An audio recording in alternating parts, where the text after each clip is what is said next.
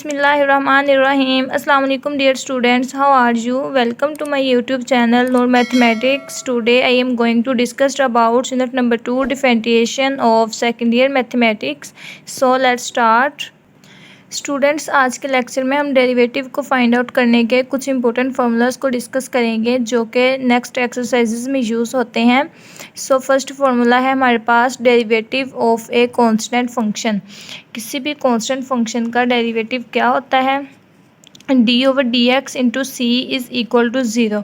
यहाँ पे ये जो c है वो किसी भी कांस्टेंट फंक्शन को रिप्रेजेंट कर रहा है और वो कह रहे हैं कि जब हम किसी भी कांस्टेंट फंक्शन का डेरिवेटिव लेंगे तो वो हमारे पास ज़ीरो के इक्वल आएगा। ठीक है, the derivative of a constant function is zero.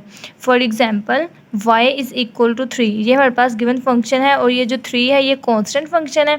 Differentiate with respect to x on both sides, हम इसे डिफरेंशिएट करेंगे विद रिस्पेक्ट टू x के d/dx। x के हिसाब से हम लोग कर रहे हैं इसको डिफरेंशिएट, तो वो dx नीचे आएगा और d/dx बन जाएगा और ये वाला जो y है वो ये वाला y है। ठीक है, dy/dx is equal to d/dx into 3 constant है। कॉन्स्टेंट का जब हम डिफरेंशिएट करेंगे तो वो क्या आएगा? ज़ीरो।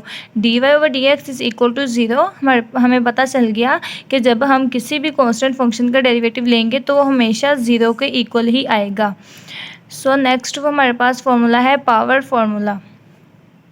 ये हमारे पास इसकी जनरल फॉर्म है d/dx इंटू एक्स की power n is equal to इसका हाँ आप लोग देखें ये पावर किसी भी जब हम पावर फंक्शन का लेंगे डेरिवेटिव तो वो क्या होगा?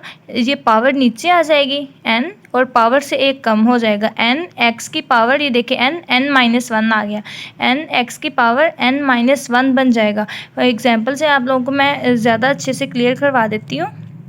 y is equal to x की पावर 3, ये हमारे पास पावर फंक्शन है ना कोई भी। y is equal to x की पावर 3, इसे डिफरेंशिएट करेंगे with respect to x on both sides. dy/dx is equal to d/dx into x का क्यूब आ जाएगा। अप्लाई पावर फार्मूला, हम पावर फार्मूला अप्लाई करेंगे क्योंकि यहाँ पे पावर है हमारे पास, तो हम जहाँ भी पावर आएगी तो हम यही फार्मूला यूज़ करेंगे।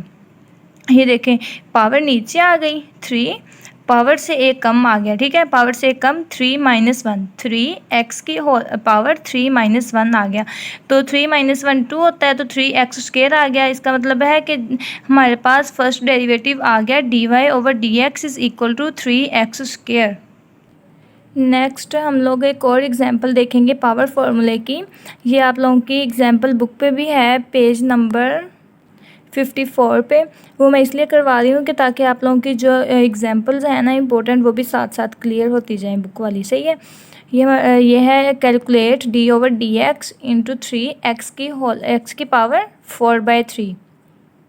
इसको हम लोगों ने डिफरेंशिएट करना है। ये देखें ये पावर है इसकी x की पावर 4/3, तो इसमें अप्लाई पावर रूल करेंगे। ये 3 यहाँ पहले ही आ गया। ठीक है, ये कांस्टेंट था ना 3, तो हमने 3 को पहले लिख लिया। d/dx x की पावर 4/3, इसका हम लोगों ने डेरिवेटिव लेना है। सही है, ये 3 कांस्टेंट था वो पहले ही आ गया। ये देखें ये x की पावर 4/3 है ना, तो पावर नीचे आ गई 4/3 और पावर से एक कम हो गया 4/3-1, 4/3 इंटू एक्स की पावर 4/3-1 आ गई। 3 इस 3 के साथ कैंसिल हो गए क्योंकि ये मल्टीप्लाई हो रहे थे, तो इसका हमने जब एलसीएम लिया, इसका 3 एलसीएम आ गया। 4 - 3 1 ज़ा 3, 4 - 3/3 और 4 - 3 क्या होता है? 1/3।